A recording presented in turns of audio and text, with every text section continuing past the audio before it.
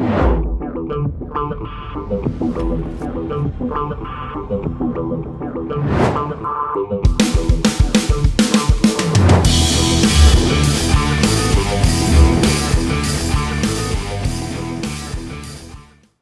there, this is Todd Falcone. Welcome to toddfalcone.com. Hope you're having an amazing day.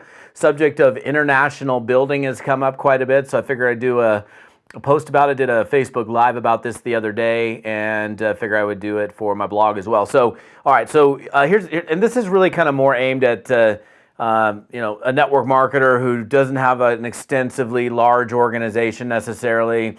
Your company moves into a new country and you want to build a business in that new country, but you don't know anybody there. Well, it's one thing when you got 25,000 people in your organization, and those larger distributors tend to, it seems like they always kind of get the first mover advantage almost in some of these countries. Sometimes it's because they have such a huge following and they've already got connections in there. But I want to talk to you guys today real quickly about some different things that you can do to, if your company is moving into a new country and you want to grow your business in that new country, what can you do, even if you don't have a sizable organization? So I think I'm going to go through 7 of these things today, but we're going to cover it fairly quickly. Number 1 is, it really comes down to who you know. Expand, starting with your personal contacts. Like, who do you know that lives in, let's for the sake of this example, say the country's moving in, or the company's moving into Mexico. Well, who do you know personally? That's what I'm going to be thinking, is who do I know in Mexico, or who do I know somebody that knows somebody in Mexico? I'm going to start with my personal contacts. Like, I'm going to start going through it. I might even reach out to some people that I know are in the business community. I may put it out to some of them. I might even, I'd literally go out and say, hey, listen, my company's expanding into Mexico. I'm just wondering if you know any business-oriented or business-minded people in that country that I might be able to engage with and have a conversation with, and perhaps maybe they know somebody. So it's really about just pure, full-on, old-school networking in that example as far as number 1.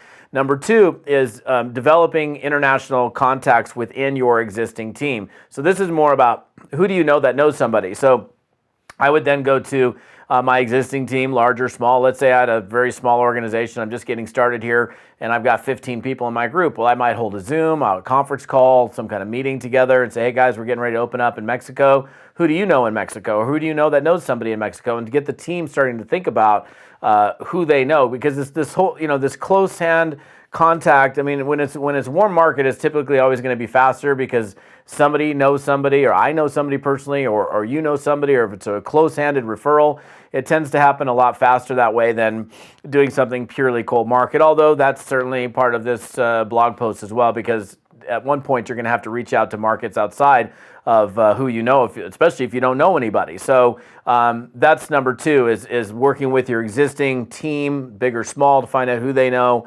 Number 3 is using your existing social media outlets, whether you're on Facebook or Instagram or LinkedIn. This is an opportunity. If I was building a business right now and we were expanding into Mexico, I wouldn't have a problem at all going onto my Facebook wall and saying, hey, Facebook friends, just found out my company's getting ready to open up in Mexico. Who knows somebody?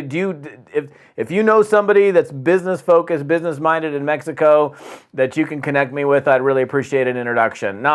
And you can do it in a way where you're posting on your wall, where it's not cheesy, where it's not like, I'm looking for 2 superstar individuals, inbox me for details, where it just kind of gets blended into everything else. A lot of times where if I want something, if I'm, going to a new town and I want to find a good restaurant, hey, I'm going to Bulgaria, who knows a great place to eat in Bulgaria? I can go out onto my social media anytime I need something and get an answer. Insurance companies, whatever it is. The thing is, if you never ask, you never get. So even if it flips one rock over, that gives you an opportunity to meet one person that connects you into that marketplace, that's going to be a good thing. So using your existing social media outlets is number 3. Number 4 is expanding your social media interest to include international groups. So if I'm going into a particular country, and I don't really know anybody, this is going more into a little bit more of a cold market strategy, is I'm going to go find groups that are in those particular countries. So I might go, the country, so there's 2 keywords, the country, Mexico, and then the category. What am I looking for? Mexico real estate agents, Mexico financial planners, Mexico entrepreneurs, Mexico stay-at-home moms, Mexico vegans, Mexico nutrition, whatever, like you fill in the blank, and you can find groups for almost every possible situation that you can imagine. This is a little bit slower strategy because you don't just go into these groups and see what I can get. You got to be a value-added contributor. But maybe you can find a group or a few groups that is easy for you to engage in conversation. And just like with any other, meeting people, regardless of where you're expanding, if you're utilizing social media, if you're specifically utilizing Facebook groups, I would certainly do specific searches for groups in those countries so you can start to engage in conversation. The next deal is finding, and this is number 5, is finding an anchor in one of those countries. So first it involves you sponsoring somebody in that country, but I want to point out building internationally is going to be a lot easier when you find an anchor person. So once you find an anchor person, and to me an anchor person is someone who's committed, who's showing up, who's involved, and that individual is somebody you then lock arms with and get to work with, and you focus on working with them as long as it takes to build out as big of a business as you possibly can in that new country. My friend Joost, for example, was in the Netherlands, moved to, found an anchor in the Philippines, and in this case, he literally moved to the Philippines to work with her for a period of time. And he went there for like 6 months and spent all day, every day, helping drive depth in that woman's organization. And now, even to this day, has the single largest organization in his company in the Philippines because of what he did. Which brings me to point number 6, and that is, and this is not for everybody, but temporarily moving to that new country. So, if you're single and you're flexible and you've got the budget and you've got the time, taking off and flying to a new country and building from scratch there and being in that country is exciting, scary, powerful. I mean, there's so many cool things that can happen as a result of it.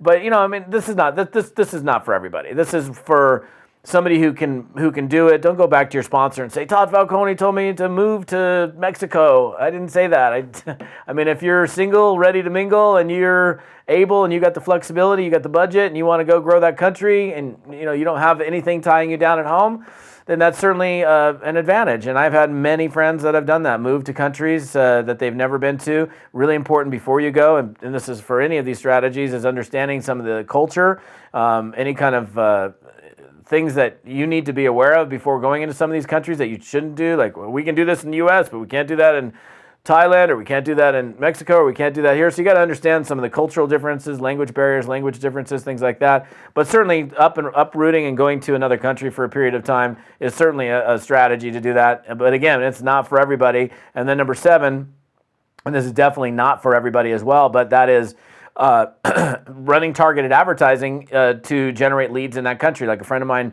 recently, their company opened up in the United Kingdom, and because he's got advertising knowledge, expertise, understands copywriting, understands how to create and put together lead capture pages, understands how to read advertising metrics and split tests and all these things. And if all that stuff is, it's like I'm speaking Chinese to you, probably not an avenue that you want to pursue.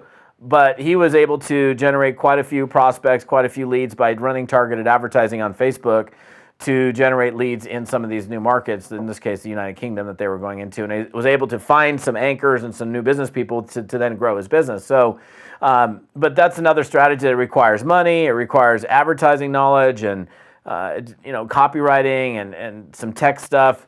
So if you're like, I don't even know where to start there, that's probably not an avenue for you. But from a long-term perspective, and I think this is important, I talk about this quite a bit, is, if you're involved in network marketing, if you're a stay-at-home entrepreneur and you plan on being in network marketing long-term, you can't be all myopic and only, I'm a network marketer. You have to understand advertising and copywriting and marketing overall and be able to, you don't have to be the world's greatest copywriter to be successful in network marketing, but I think it would be a good avenue of study for you to improve your overall marketing prowess, your overall marketing skills and savvy, so that, when the time arises that is going to require that skill, you can put it into play. So those are 7 things. Again, this is not the end-all, be-all in this post in terms of international building, but some simple stuff. Some of it's pretty simple. Warm market, who do you know? That's basic 101. Who do you know that knows somebody? Using what you've got available to social media, expanding your social media interests. Another thing I would say lastly, before I wrap this up, is, hey, you know what? Like I just moved to Bend, Oregon 7 months ago. I didn't know anybody. I didn't know what was going on in the marketplace, didn't know where restaurants were, where businesses were, but I started picking up magazines, newspapers, reading through stuff, made me familiar with the marketplace. And that's something you can certainly do in some of these countries. See if you can find online publications and periodicals, or get subscribe to publications and things that are in that country that give you market familiarity, and it's going to put you at a distinct advantage as well. So that's it for today, my friends. Have an amazing day. We'll see you soon.